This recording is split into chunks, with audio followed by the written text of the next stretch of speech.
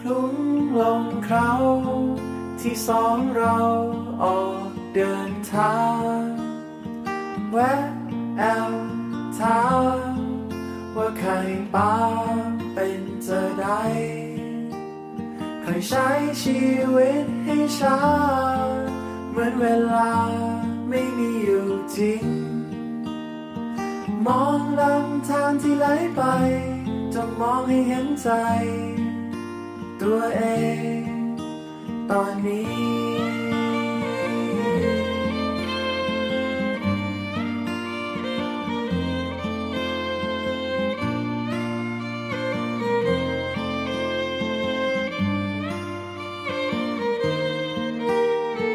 ความเงียบนั้น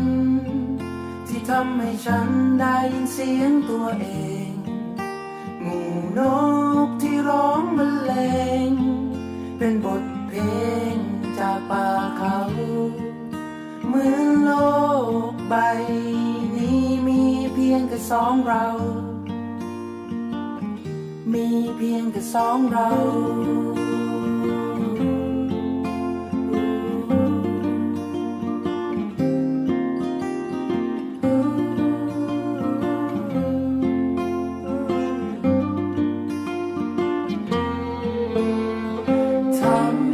ชาติโปรดทำให้เธอได้ลืมทุกสิ่งที่ตรงนี้ไม่มีอดีตไม่มีแม้การเวลาอยู่กับชีวิตที่ธรรมดาไม่มีอะไรให้มองหาที่แม่กำปอง